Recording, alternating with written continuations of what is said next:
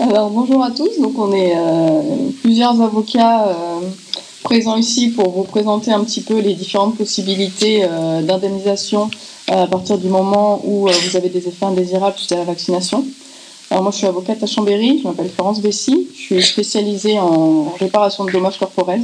Donc c'est-à-dire que je défends toutes les victimes de tout type d'accidents, que ce soit accidents de la circulation, accidents de la vie, accidents médicaux. Et dans le cadre des accidents médicaux, on a les effets indésirables des vaccins. Donc c'est pas, ça vient pas du Covid. Il y avait déjà des effets indésirables avec d'autres vaccins, mais c'est vrai qu'avec le Covid, on a de plus en plus de dossiers. Donc la procédure qui est un petit peu prévue pour ces dossiers Covid, ça va être la saisine de l'ONIAM, qui est un fonds d'indemnisation. Alors avant l'ONIAM, il intervenait déjà pour tout ce qui est accidents médicaux, mais uniquement pour les vaccinations obligatoires. Donc au début, on avait le DTP et puis l'hépatite B pour les soignants. Depuis, tous les enfants nés depuis le 1er janvier 2018 ont l'obligation de faire 11 vaccins. Donc l'ONIAM, les compétences de l'ONIAM pour indemniser ont été étendues à ces vaccins. Par contre, pour le Covid, ça va être à la fois les personnes qui sont fait vacciner parce que c'est obligatoire, donc tous les soignants et assimilés depuis la loi du 5 août 2021, et les personnes qui se sont fait vacciner dans le cadre de cette crise sanitaire. Donc ça veut dire que vous pouvez tous, si vous estimez avoir eu des effets indésirables, saisir l'ONIAM. L'ONIAM, c'est une procédure au départ qui est amiable. C'est-à-dire que vous allez remplir un formulaire qui se trouve sur leur site internet et ajouter un certain nombre de pièces médicales, enfin de pièces pas seulement médicales, on va dire sur votre identité, sur les vaccins que vous avez eus, donc avec le lot, le nom du vaccin, la date. Et ce qui est important, c'est de joindre en fait tout votre dossier médical. Donc le dossier médical qui va être après la vaccination pour démontrer en fait les effets indésirables qui sont apparus. Ça permet aussi de montrer le délai entre la vaccination et les effets indésirables. Donc pour récupérer votre dossier médical, c'est un droit du patient. Donc personne ne peut vous refuser l'accès à ce dossier. Vous faites un courrier recommandé avec accusé de réception avec copie de votre pièce d'identité que vous adressez à votre médecin traitant et à tous les établissements hospitaliers, hôpitaux, cliniques dans lesquels vous avez séjourné et vous récupérez ce dossier médical. Normalement, ça doit être assez rapide. Alors, la loi prévoit 5 jours si on veut récupérer un dossier de moins de 5 ans. Dans les faits, c'est toujours un petit peu plus long, mais vous allez récupérer ce dossier. Pour moi, c'est important aussi de rapporter le dossier médical qui est même antérieur à la vaccination, qui vous permettra d'établir que vous n'avez pas d'antécédents. Alors j'ai l'exemple d'une cliente qui est venue me voir parce que sa maman est décédée de plusieurs arrêts cardiaques post-vaccination.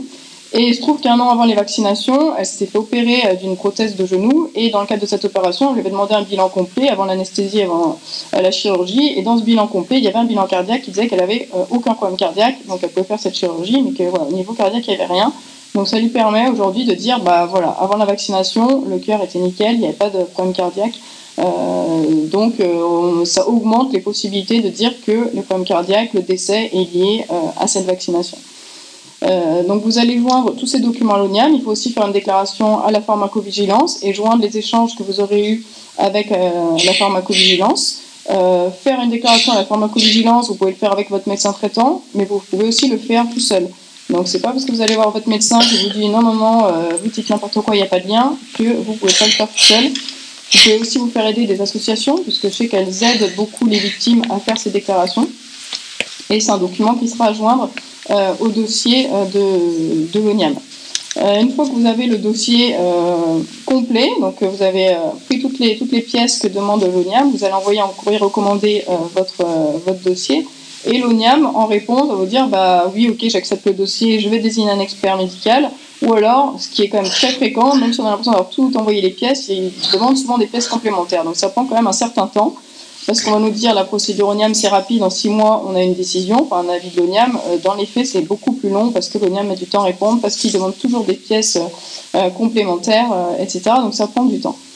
Vous allez avoir un expert médical qui va être désigné par l'ONIAM. Donc l'important c'est vraiment de vous faire accompagner, si vous pouvez, et d'un avocat et d'un médecin conseil. Parce que dans ces expertises, de toute façon, vous aurez quelqu'un qui va représenter l'ONIAM, il y a l'expert qui n'est pas forcément... il y a souvent des conflits d'intérêts, on ne va pas se mentir. Et les experts ont quand même beaucoup de mal à reconnaître les effets secondaires des vaccinations. Donc si vous pouvez vous faire accompagner, c'est toujours important. Parfois, il faut demander aussi d'autres avis. Parce qu'on a un expert qui va être désigné. J'ai le cas d'une patiente, enfin d'une cliente qui est venue me voir. Alors elle est venue me voir après son expertise où elle est allée toute seule à l'ONIAM. Elle a fait 2 péricardites ensuite de la vaccination et elle était aussi atteinte d'encéphalomyalgie. Bon, je le dis pas très bien, mais c'est une fatigue chronique, des douleurs. Et le médecin qui était désigné par l'ONIAM, c'était un cardiologue. Donc il a dit bon, moi sur le plan cardiologique, ok, les péricardites, je les mets en lien avec la vaccination. Mais cette fatigue chronique, ces symptômes, moi j'y connais rien, donc je ne reconnais pas. Donc cette personne, elle se retrouve avec une expertise, qui est pas terrible parce que elle va reconnaître le problème cardiaque, mais pas les autres effets secondaires qui l'handicapent au quotidien. Donc c'est important, de se faire accompagner. Une fois que vous avez cette expertise médicale qui va être réalisée, l'expert va rendre son rapport, le transmettre à l'ONIAM.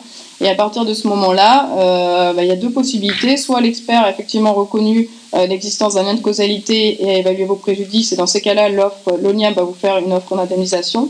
Soit l'expert va vous dire non, il n'y a aucun lien de causalité. Et dans ces cas-là, l'ONIAM ne vous fera pas d'offre d'indemnisation. Dans ces cas-là, il va être possible de saisir les juridictions administratives. Alors pour éventuellement demander une nouvelle expertise, si la première expertise, l'expertise ONIAM, vous n'était pas favorable. Et même si l'expertise vous est favorable, mais que l'offre qui va vous être faite, l'offre indemnitaire de l'ONIAM, est vraiment ridicule par rapport aux préjudices que vous avez, dans ces cas-là, vous pourrez aussi saisir la juridiction administrative en disant voilà, le rapport d'expertise reconnaît le lien de causalité entre ma vaccination et mes symptômes. Maintenant, voilà ma réclamation indemnitaire, voilà ce que je demande, parce que mes préjudices, c'est ça, ça et ça, et je voudrais être indemnisée. Et dans ces cas-là, on a quand même des indemnisations. Alors là, c'est, je dirais, plus par expérience des dossiers de victimes du vaccin hépatite B, sclérose en plaques. C'est plus des dossiers que j'ai eu dans ce cadre-là, parce que pour l'instant, les dossiers Covid, on est un petit peu au tout début, parce que moi, je veux dire, les premiers clients vraiment qui sont venus, c'est vraiment dans le courant de l'année 2023, parce qu'il faut aussi que les effets secondaires se développent, que les personnes se disent maintenant, qu'est-ce que je peux faire, et qui décident aussi d'entamer ces procédures. Et voilà, comme je disais, le temps de récupérer les dossiers médicaux, que le dossier soit prêt, ça prend du temps, donc on est vraiment au début de toutes ces procédures. Et pour l'instant, on n'a pas beaucoup de recul des faits, ni positifs ni négatifs, je dirais. Voilà, donc c'est surtout ces possibilités-là d'indemnisation, parce que ce matin, j'ai entendu une personne qui disait « moi j'ai fait une plainte pénale ». Alors c'est possible aussi, mais par contre, il me semble qu'il a dit qu'il avait fait ça fait déjà plus d'1 an, donc les délais sont très longs. Et après, les possibilités d'aboutir, c'est une plainte contre X, qui on va mettre en cause, qui va indemniser dans ces cadres-là. Voilà, c'est un peu des stratégies adoptées, mais je dirais que quand on est une victime et qu'on a aujourd'hui des effets secondaires qui sont extrêmement graves, alors mon collègue après va vous expliquer un petit peu les préjudices qu'on peut indemniser et ce qu'on peut avoir comme indemnisation, mais aujourd'hui, quand on a des séquelles graves et qu'on a besoin d'argent quelque part parce qu'évidemment, l'indemnisation, elle vous remettra. L'idée, c'est toujours de vous remettre dans l'état dans lequel vous auriez été sans la vaccination, mais de l'argent ne vous remettra jamais votre état de santé, mais ça peut permettre d'améliorer un petit peu le quotidien. Donc, c'est quand même important de pouvoir se faire indemniser pour essayer d'avoir une vie meilleure, même si, bien évidemment, ça ne reviendra pas en arrière. Donc, je vais laisser mon collègue vous expliquer un petit peu tous les préjudices. Ce que vous pouvez obtenir en indemnisation, ce qu'on peut, toute la liste des préjudices qu'on peut avoir. Donc moi je suis Marc Montagnier, je suis avocat au barreau de Versailles et pour compléter ce qu'a dit Florence à l'instant, je vais parler de l'expertise et de l'indemnisation. Alors déjà, première chose, si vous voulez essayer de faire avancer votre dossier, petit conseil, soit quand je dis votre dossier, c'est vous ou vos proches, ne déposez pas plainte. Si vous déposez plainte, ça va bloquer votre dossier, il ne va rien se passer. Je prends l'exemple de l'hépatite B, je prends l'exemple du Mediator, vous voyez, ça va tout bloquer. Nous, notre objectif, avec les autres avocats, c'est que les personnes soient indemnisées. Après, si pour le petit plaisir, la petite cerise sur le gâteau, on peut aller chercher la responsabilité personnelle de tel laboratoire, de tel médecin, ou pourquoi pas de tel centre de vaccination qui vous a dit ne vous inquiétez pas, il n'y a pas d'effet secondaire, allons-y. Mais dans un premier temps, il faut que vous soyez indemnisé. Et le fait de déposer plainte, si vous déposez plainte, on va vous dire écoutez, on va attendre la fin de l'instruction de votre plainte qui peut durer très très longtemps pour vous indemniser. Donc, déjà, le premier conseil, c'est de déposer pas plainte. Deuxième conseil, allez voir un avocat, ne faites pas les choses seuls. Ne faites pas les choses seuls parce que, vous allez vous planter, ou si vous réussissez, vous allez avoir une somme ridicule. Pourquoi ? Parce qu'en droit français, il y a deux choses très importantes qu'il faut avoir en tête. La première chose, c'est que lorsque vous demandez une expertise, c'est chez mon intervention, vous devez dire à l'expert ce qui ne va pas. L'expert, c'est pas Colombo, avec son vieil impair et sa vieille voiture, qui va venir voir votre dossier, il va regarder votre dossier, qui va dire « Ah, là c'est le problème, passe 3. » Non, je ne vais pas faire ça. C'est à vous de dire le problème c'est ça, ça, ça. D'accord ? Quand je dis vous, c'est vous et votre conseil. Donc il faut déjà prendre un avocat, et un bon moyen de voir si l'avocat est compétent ou pas, je vous le donne, c'est un petit truc, c'est qu'il faut voir si l'avocat assistera à l'expertise. Si vous dites non, mais vous embêtez pas, allez-y tout seul, déjà je conseille de changer d'avocat. Deuxièmement, il faut que l'avocat dispose d'un ou plusieurs médecins de recours. D'accord ? Il ne faut pas une expertise sans avocat et sans médecin de recours. Médecin de recours, c'est quoi ? C'est un avocat qui est de votre côté. Vous voyez ? C'est un avocat, c'est un médecin qui connaît votre dossier, qui vient argumenter auprès de l'expert médical. D'accord ? Donc c'est très très important. Voilà. Bon, je vois trop de gens qui se disent l'expertise, en fait, c'est comme un oral blanc du bac. Si ça marche, c'est bien. Ça marche pas, faire. Non, non. Si ça marche pas, ça restera dans votre dossier et ce sera retenu contre vous dans les autres demandes d'expertise. Donc c'est pas à prendre à la légère, c'est pas quelque chose d'anodin, quelque chose de très important qui se prépare. Donc l'expertise, vous venez avec votre avocat, avec votre médecin de recours, vous préparez le dossier et le conseil que je vous donne, c'est vraiment de tout noter sur un cahier parce que les questions vont arriver en rafale. Tir en garde à vue, pour ceux qui connaissent, c'est en rafale, on ne vous laisse même pas finir de répondre à une question, pose une autre question. Donc moi le conseil que je vous donne, c'est de venir avec un cahier où vous avez tout écrit. Il faut quand même savoir que l'expertise couvre absolument l'ensemble de votre vie, que ce soit votre vie professionnelle, votre vie personnelle, votre vie amoureuse, votre vie amicale, vos loisirs, ça couvre absolument tout. Par exemple, est-ce que depuis l'effet secondaire que vous avez eu à cause des vaccins, est-ce que vous avez des problèmes pour vous occuper de vos enfants ? Est-ce que vous mettez plus de temps pour vous habiller ou pas ? Donc ça, c'est des choses qui ont l'air anodines, mais si vous ne les dites pas, eh bien l'expert ne se rendra pas compte. Une fois, j'ai une cliente qui m'a dit non, mais c'est pas la peine que je dise à l'expert que j'ai du mal à m'habiller et me déshabiller, parce qu'il le verra. Non, il verra rien du tout. En plus, l'expert n'est pas censé observer attentivement les gens quand ils se déshabillent. Donc ça, c'est très très important. L'expertise doit être préparée et vous devez anticiper toutes les questions de l'expert. Sachez qu'aussi qu'une des méthodes qu'utilise souvent l'expert, c'est de dire on y reviendra plus tard. C'est faux. C'est comme les hommes politiques. Quand un homme politique vous dit on verra ça, Madame Chabot, ou ce que vous voulez, on verra ça plus tard, c'est un mensonge. Il ne verra pas ça plus tard. Donc si vous commencez à parler de votre travail en disant écoutez, monsieur l'expert, j'ai du mal à me concentrer, non, on verra ça plus tard, c'est faux. C'est faux. Il faut vraiment insister pour que le point soit abordé. Un autre élément aussi très important, la mode aujourd'hui des experts, c'est d'aller en quatrième vitesse, ça vous l'avez compris, et de ne pas écouter les doléances. C'est-à-dire que souvent, on va vous dire, écoutez, on va vous examiner, et puis on verra ensuite quelle cotation est-ce qu'on mettra. Encore une fois, dans la mission de l'expert, c'est marqué que vous devez exprimer à haute voix tout ce qui ne va pas dans votre vie. Alors ça peut être long, ça peut durer 10 minutes, un quart d'heure, une demi-heure, il faut vraiment insister pour exprimer vos doléances. Si vous ne le faites pas, ça ne ressortira pas du rapport. D'accord ? Il faut savoir aussi une dernière chose, c'est que dans les expertises, il n'y a pas de copier-coller. C'est-à-dire que deux personnes, même âge, même profession, même milieu socio-économique, aura deux expertises différentes. D'accord ? Donc il ne faut pas dire, voilà, j'ai fait un AVC, j'ai 30 ans, donc quelqu'un qui a 30 ans qui fait un AVC aura à peu près les mêmes... Non, pas du tout. Donc c'est pour ça que c'est à vous, vraiment avec vos conseils, avec votre avocat, avec votre médecin de recours, de vraiment dire qu'est-ce qui a changé avant et après. Très important, avant et après. Et un autre élément qu'on néglige souvent, c'est l'élément psychologique. C'est-à-dire que souvent, les gens qui viennent nous voir, ils disent, voilà, j'ai du mal à bouger à mon bras, je suis fatigué, j'ai mal à conduire. D'accord, c'est très important. Mais l'élément psychologique est fondamental. Qu'est-ce que ça veut dire ?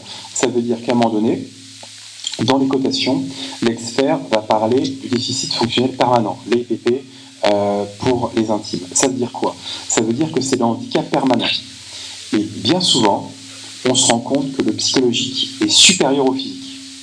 C'est-à-dire que quelqu'un qui serait en dépression à cause des injections, quelqu'un qui aurait une vie sociale dégradée, qui aurait des phobies de sortir de chez lui, pourrait avoir une indemnisation supérieure à son indemnisation physique parce qu'il a mal, il a mal aux jambes ou qu'il est même en chaise roulante. Donc ça, c'est très important. Pourquoi je vous dis ça? L'expert qui sera nommé par l'ONIAM ou par le tribunal administratif, c'est pas un psychiatre, c'est pas un psychologue. D'accord? Donc si vous ne lui donnez pas des certificats médicaux détaillés, il ne saura pas, il ne pourra pas acter que vous avez des problèmes psychologiques ou psychiatriques. Donc ça veut dire quoi? Ça veut dire qu'il faut que vous soyez suivi par un psychologue et par un psychiatre, et que le psychologue ou le psychiatre ou fasse un certificat médical qui détaille vraiment vos pathologies. Parce que souvent, par respect du secret médical, les médecins sont un peu timides. Donc je te dis, monsieur un tel, madame un tel, est un peu dépressif depuis son... Non, il faut vraiment dire toutes les pathologies, à savoir elle a du mal à sortir de chez elle, elle a un syndrome post-traumatique ou elle ne peut plus travailler. C'est vraiment très très important d'avoir ça parce qu'encore une fois, l'expert, si vous ne donnez pas les documents médicaux, ne pourra pas en tenir compte. Et bien souvent, c'est plus important que le côté psychologique. Juste pour donner un petit exemple, j'ai un client qui a un accident de voiture, il a une très grosse indemnisation, alors que physiquement, il n'a rien. Même s'il marche avec un déambulateur, on l'a scanné les pieds à la tête, on l'a envoyé chez les meilleurs neurologues de France, il n'a rien. C'est psychologique, alors vous allez me dire c'est un simulateur. Non, c'est pas un simulateur. Il est persuadé qu'il est gravement atteint, et à cause de ça, eh bien, il ne peut plus bouger correctement. On a obtenu une très très grosse indemnisation pour lui, alors c'est uniquement psychologique. On n'a pas eu ces certificats médicaux de psychologue et de psychiatre, on aurait eu 0 pour lui. Donc c'est vraiment, j'insiste là-dessus. Un deuxième élément sur lequel je voulais insister, c'est votre dossier médical. Trop de gens viennent avec juste 2-3 documents. Comme vous l'a dit Florence, un dossier, ça se commande. C'est pas parce que vous avez dans votre petite pochette violette 2-3 ordonnances, 2-3 certificats que vous avez un dossier médical complet. Il faut aller voir toutes les personnes qui vous ont traité, les hôpitaux, les médecins, et leur demander la copie intégrale de votre dossier médical, en recommandé avec la copie de votre carte d'identité. Si vous ne l'avez pas, ça ne marchera pas et vous passerez à côté de l'expertise. Dernier point pour l'expertise, il faut venir avec un dossier classé. C'est tout bête, hein, mais combien de fois j'ai eu des gens avec une boîte à chaussures ou venir avec un caddie où rien n'était classé. Encore une fois, ça perd du temps, ça met l'expert de mauvaise humeur. Il faut classer de façon chronologique, soit du plus vieux au plus récent ou du plus récent au plus vieux, peu importe, mais vraiment que ce soit classé avec les originaux. Très important, les originaux, d'accord? Donc il faut vraiment apporter l'ensemble de ces documents. Écoutez, je crois que j'ai fini sur l'expertise. Ensuite, sur l'indemnisation, je vais vous dire un mot de l'indemnisation. L'indemnisation, en fait, ça suit une nomenclature qu'on appelle la nomenclature d'Intiac et qui couvre absolument tous les aspects de votre vie. D'accord, comme je l'ai dit tout à l'heure. Ce qui est important, c'est que la réparation du préjudice, comme vous l'a dit Florence, c'est une réparation intégrale. C'est-à-dire que même si les choses sont bornées par une nomenclature, chaque année, on découvre des nouveaux préjudices. C'est quand même important. Par exemple, pour vous donner juste un petit exemple, il y a 2 ans, on a découvert le préjudice d'oisiveté. Qu'est-ce que c'est? Le préjudice d'oisiveté, c'est juste le fait de s'ennuyer chez soi. Alors, à me dire, qu'est-ce que c'est que ça? Ça permet d'avoir une indemnisation supérieure. Donc, c'est pour ça que c'est important, encore une fois, de prendre un avocat, parce que seul, vous n'auriez jamais deviné une chose pareille. Donc, une fois qu'on a l'expertise, votre avocat va soit négocier avec l'ONIAM, comme vous l'a dit mon confrère tout à l'heure, les indemnisations sont absolument ridicules. Je donne pour exemple une hystéréotomie, l'ONIAM a proposé 3 000 € sur une jeune femme de 25 ans qui n'avait jamais eu d'enfant, c'est-à-dire qu'on la prive de son projet familial éventuel, on la prive d'avoir des enfants, on lui donne seulement 3 000 €. Donc soit devant l'ONIAM, soit si votre avocat saisit après le tribunal administratif, quand l'ONIAM rejette donne une indemnisation insuffisante, vous pouvez saisir le tribunal administratif. Donc, sur ce, votre avocat va demander justement l'indemnisation de préjudice, sachant que l'expert ne va jamais mettre de chiffres sur votre expertise. C'est-à-dire que quand vous recevrez l'expertise, vous aurez par exemple chaque préjudice d'agrément, c'est par exemple pour le loisir, la souffrance sans durée qui a une cotation sur 7, mais jamais il mettra les euros en face. C'est votre avocat qui va transformer ce rapport, ces cotations, à peu près une dizaine de cotations, en demande d'indemnisation chiffrée. Voilà, ça c'est quand même important, sachant que, encore une fois, chaque année on a un préjudice, et encore une fois, on pense à tout. On pense y compris à votre retraite. Par exemple, quelqu'un qui aurait 30 ans, qui pourrait plus travailler ou travailler à mi-temps, on calcule l'impact aussi que ça sur sa retraite, on calcule aussi l'impact que ça sur son évolution de carrière, Oui, on va y aller. Et voilà. Et juste cette manière, parce que j'ai fini, voilà, je vais laisser la parole à Laetitia, qui est avocat, qui va vous parler de l'OMS rapidement, parce que c'est un projet hyper important. Et j'ai aussi laissé la parole à Nora, qui s'occupe du collectif Contre-Attaque. Voilà. Bonjour, donc moi je suis Laetitia Rigaud, donc comme Florence Bessy et Marc Montagnier, je suis avocat et je fais partie du collectif des 300 avocats qui se sont mobilisés et dont font partie la majorité des avocats qui ont défendu les soignants suspendus et qui défendent aujourd'hui, outre ces soignants suspendus qui ont repris leur activité, qui défendent les patients sur leurs effets secondaires. Moi, je voulais attirer votre attention effectivement sur les traités qui sont en cours d'adoption auprès de l'OMS et sur lesquels le collectif, traités sur lesquels le collectif des 300 travaille ardemment en ce moment. Je ne sais pas si vous en avez entendu parler, mais depuis ce matin, on vous parle de la gestion de la crise Covid. Il faut quand même savoir que ce qui se prépare au niveau de l'OMS, c'est une gestion de crise Covid fois 25, fois 10 000 en termes de gravité. Voilà, donc le collectif des 300 est mobilisé sur cette question avec le syndicat Liberté Santé avec lequel nous travaillons en collaboration sur ce sujet et à ce titre, je vous invite à aller consulter la page d'information qui figure sur le site du syndicat Liberté Santé. Alors, elle est prête, je ne sais pas si elle a déjà été mise en ligne, mais si ce n'est pas le cas, ce sera dans les heures ou les jours qui viennent. Vous y trouverez toutes les informations que je vais vous donner. Le traité pandémie et la modification du règlement sanitaire international sont des textes qui ont été soumis, qui vont être soumis à l'Assemblée générale de l'OMS le 24 mai prochain, c'est-à-dire 2024. Ce traité contient des dispositions qui inquiètent énormément les avocats. Et c'est vraiment très très grave. Alors pourquoi ? Pourquoi ? Et contrairement à ce que nous dit le directeur général de l'OMS, qui n'arrête pas de nous expliquer que nous répandons du fake news, nous avons travaillé sur les projets, nous les avons analysés. Vous trouverez cette analyse sur le site du syndicat Liberté Santé, qui est une analyse des textes qui sont en cours de négociation, de discussion et d'adoption. Ces textes donnent tous les pouvoirs au directeur général de l'OMS pour décréter un matin, quand il va se lever, s'il y a une pandémie mondiale ou un risque de pandémie mondiale. Il faut savoir que le terme de pandémie n'est pas défini par les traités dont je vous parle. Donc il va se lever un matin, il va dire ok, j'ai une pandémie ou un risque de pandémie mondiale. On n'est pas passé loin, comme vous le savez, avec la variole du singe. Hein. Il y en a eu 2-3 qui sont sortis, je ne sais plus, il y a des histoires de fraises, de fruits, de je ne sais plus quoi. Donc il va se lever un matin, il va dire j'ai un risque de pandémie mondiale, donc je prends tous les pouvoirs sanitaires de la planète. Il faut savoir que l'OMS, c'est 194 États membres, donc quasiment la totalité des États sur Terre.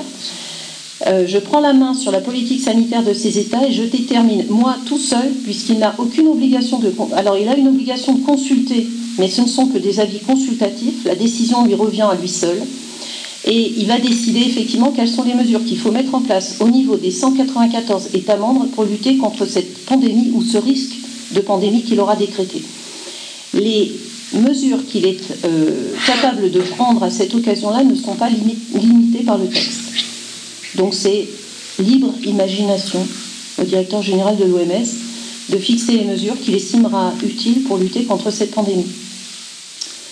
On peut imaginer un confinement indéterminé, on peut imaginer une vaccination forcée, on peut imaginer tout ce qu'on veut. Il n'y a pas de limite dans le texte.